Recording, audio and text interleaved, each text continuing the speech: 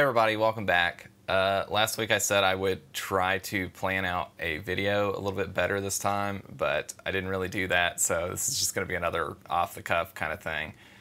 In any case, I want to talk about, for people who don't know what Taiji is at all, I want to have a video that kind of explains what the game is. So, Taiji is a open world puzzle adventure game. So there's a large open world that you can kind of explore as you see fit. And there's lots of different areas in the game with different types of puzzle themes. So the thing that kind of makes Taiji unique is that all the puzzles in the game have this type of interface where there's a grid of tiles and you can toggle those tiles on and off. Although that seems like it might be boring, there's actually a large variety of different kinds of puzzles that can be made using this interface. So even though the interface stays the same, the puzzles are always different from each area that you go through. So we're going to go through like one set of puzzles in the game, at least a small set, just to kind of explain what the game works like in general. So you might come up to this panel and notice that there's this little dot on one of the tiles, and you can turn tiles on and off. So maybe we turn that dot on and see whether that works. And okay, that works, so maybe we move on and go to the next one. Okay, now this one's got two dots, so if our assumption that we turn them on is correct, maybe we turn them both on.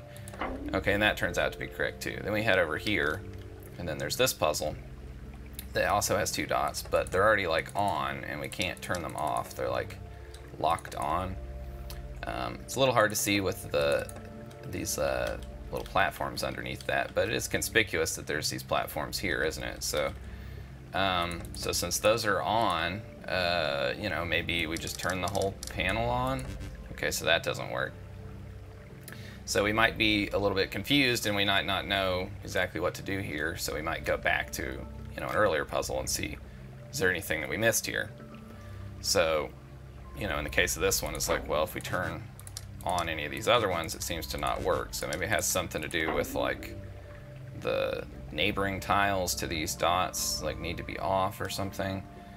And maybe we like test that theory out here, and it's like, okay, that doesn't work. Okay, that works. So that works in the same way that this worked. So maybe that's what that means, right? So then you might go over here and be like, okay, so we can turn on those neighboring tiles, right? And oh, okay, so now we got some like more platform there, although we can't walk over to it, so that doesn't do us that much good. But maybe there's some other stuff we can do, like maybe we can do something with these corners or something. Okay, so that seems to work. So so maybe we can do like this. Oh, okay, so then we end up with a bridge and we can walk across here, and then we get to some more puzzles. So now these puzzles have multiple dots that are next to each other, but it doesn't seem like there's any reason that that should be particularly different. So maybe we'll just turn all those on and see if that works. Okay, that worked. Here's some more. Some kind of things here. I'm not sure what's up with that, but we'll turn them on again. And it all seems normal. Oh, okay, so here's some that are like off in the corners though. What does that mean? Well, these ones seem kind of straightforward, so we'll just turn those on. But if we try that, we can see like these corner ones are flashing red, so I guess those ones aren't happy. So, if it has something to do with the neighboring tiles, maybe we turn the neighboring tiles on. And oh, okay, so that works. So, I don't want to spoil too much, but I just wanted to kind of go through and show you a little bit of like how that could be interesting. And so this is a whole area here that continues up north of here that focuses solely on those dots and what those might mean in different ways of elaborating on that concept. But there's lots of other areas of the game. There's an area down here that involves these kind of puzzles that you can walk on, and there's some ruins here, and it's a little bit strange to be sure, but there's lots of puzzles in the game, different varieties. Over here there's kind of this weird set of these pillars with these panels on each one. In any case, there's a large world with lots of different puzzles. And so even though it might seem like that concept doesn't have legs, it actually has quite a lot, and the game gets a lot out of that. So that's just a little bit of a demonstration of what Taiji is, and maybe that's piqued your interest.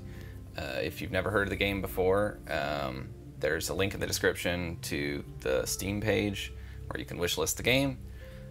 You can also follow this channel. I post usually once a week a devlog video talking about the game and what I did that week, and there's also a written devlog where I tend to elaborate further on things that would be a little bit too in-depth for a video, I suppose. In any case, thanks for watching. If you liked the video, like the video, and as I said earlier, you can subscribe to the channel to keep up with these videos whenever I post new ones.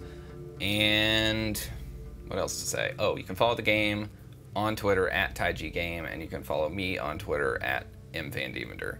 So I'll see you all around next week. Have a good one, everybody.